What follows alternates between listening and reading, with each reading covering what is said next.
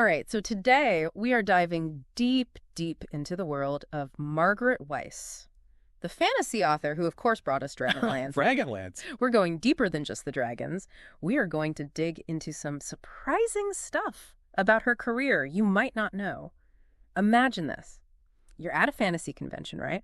You are about to do a panel discussion on Weiss's work, and you want to just wow everybody with how much you know. And not just the Dragonlance trivia, the stuff that everyone knows. Well, that's where this deep dive comes in. We've got excerpts from her Wikipedia page, some really cool blog posts about Dragonlance and fantasy RPGs. Really good stuff. And we're going to get to the coolest, most unexpected stuff in there. Yeah, it's funny how, her career really shows that sometimes the most unexpected experiences you have can actually lead to creative success, even in a genre as specific as fantasy. Right. For example, okay, get this. Before Dragonlance, she wasn't even that into fantasy. I don't know about you, but when I read that, I was like, what? It's one of the things where it seems kind of counterintuitive when you think about someone who ended up, shaping so much of this genre, but it makes a lot of sense when you actually look back at the career she had before she ever started working with TSR. Right. TSR being the company behind D&D. Exactly, yeah. Yeah. So she worked in advertising, editing, and get this, she even wrote books for prisoners. For prisoners. Okay, that is a plot twist I was not expecting. It's true. And these might seem totally unrelated to fantasy, but these experiences really honed her skills in storytelling and communication, which were super critical to Dragonlance's success. Oh, absolutely. It's like she was unknowingly training to write epic fantasy this whole time. Exactly. Think about it. Clear, concise communication. So important in advertising. And then captivating an audience like prisoners. That takes some serious writing chops. Absolutely. And it just makes you appreciate even more how she was able to write in a way that connected with such a diverse group of readers. Yeah, absolutely. And on top of all of that, she also made the conscious decision to avoid reading fantasy after Tolkien. Really? Yeah, because she wanted to maintain her originality. Wow, dedication. I mean, it's no wonder her writing feels so unique. Yeah. Okay, so speaking of Dragonlance, fun fact that I did not know until we started prepping for this deep dive. Dragonlance wasn't even supposed to be her project. Oh, yeah. The story of Project Overlord, as it was known then. Oh, I love a good code name. Yeah. It almost was a complete disaster before Weis and her writing partner, Tracy Hickman, got involved. Okay, so wait, what happened? Give me the rundown. So basically, TSR had hired another author to write this novel alongside these D&D modules. So, those are the pre-made adventures for the D&D game. Right, yeah. And it just was not working out. Oh, no. The pressure, the deadlines. Yeah. The fate of the project. Exactly. Weis and Hickman were already kind of involved. They were helping to develop, the Dragonlance world for the game. And they basically ended up rewriting the entire novel. Wow. And saving the project from disaster. Thank goodness they did. And that first Dragonlance module is still considered one of the top D&D modules of all time, right? That's true. It was groundbreaking in scope. The storytelling really captured imaginations of players all over the world. It really did. Set a new standard for D&D campaigns. Yeah. It's amazing how they took something that was failing and turned it into this huge, huge success. And I think that speaks to, it wasn't just luck that made Dragonlance successful. It was their talent, their dedication, and all those unique experiences that Weis brought to the table. Totally. And speaking of her, diverse skill set, get this. After writing a best-selling series, she doesn't just stop there. She launches multiple publishing companies. This woman is unstoppable. I know, right? It really speaks to her entrepreneurial spirit and, this desire she had for creative control over her work. I love that. She wasn't content to just write. She wanted to shape the entire industry. So tell me more about these companies. What made them so special? Well, so she started this company called Sovereign Press.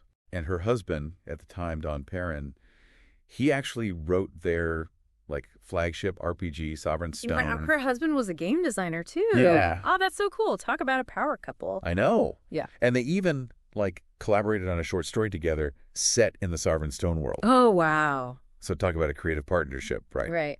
But Sovereign Press was actually significant for another reason. Okay. They actually secured the license to publish new Dragonlance RPG materials after Wizards of the Coast bought TSR. Oh, wow. So she was able to kind of reclaim that part of the Dragonlance world that she had helped to create. Exactly. That's fantastic. Yeah, and then her other company, Margaret Weis Productions, this one focused on licensed RPGs for other popular franchises like Battlestar Galactica, Serenity. That's very cool. Yeah, so she wasn't afraid to kind of like branch out beyond traditional fantasy. No, totally. And it shows like how tapped in she was to what like, fans like us were looking for. Yeah. Okay, so we've talked about her unconventional start, her huge success with Dragonlance, her like incredible drive as an entrepreneur. Right. But let's talk big picture. What kind of lasting impact did she have on the fantasy genre as a whole? That's the big question, right? It is a big one. I think it's safe to say that before Dragonlance, game-based novels weren't really like a thing. Right. At least not on the same level they are now, Yeah, that's a really good point. I mean, there were definitely like novelizations of games, but Dragonlance felt different. Totally. It wasn't like just trying to retell the story of the game. Exactly. It took that world and like built on it in a way that felt so fresh and exciting. It did.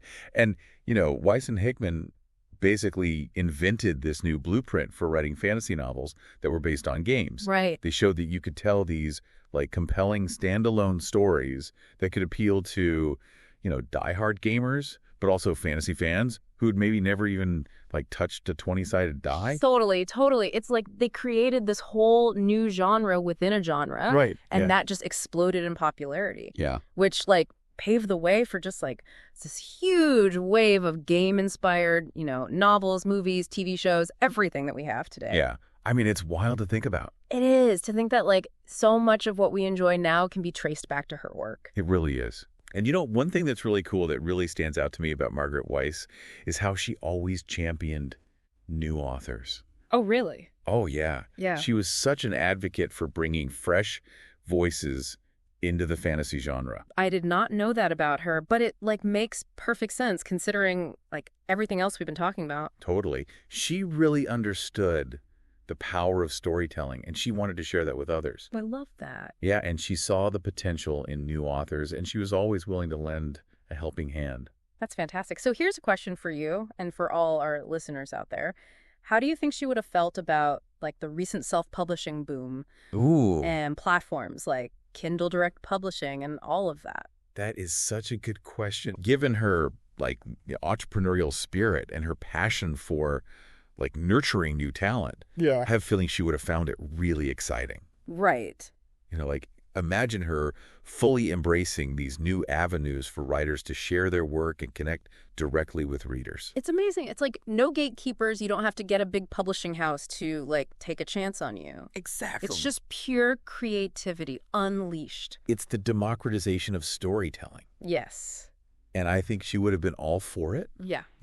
I think she might have even seen it as a way to uncover those like hidden gems. Right. Those authors who maybe didn't have a chance in, the traditional publishing world. Totally. She probably would have been out there giving all kinds of advice and like connecting new authors with artists and editors and heck, knowing her, she probably would have started her own digital imprint. Oh, 100%. That is absolutely something I could see happening. Right. It's wild. It's a testament to her lasting legacy that we can even imagine her like diving headfirst into this new world of publishing. It really is. It really does. Yeah. Margaret Weis, everybody, a true game changer, an innovator, a legend. Absolutely. We hope this deep dive has given you some like serious bragging rights for your next fantasy convention. Right. Go impress your friends. Or at the very least, just, some food for thought. Yeah, definitely. Until next time, happy reading.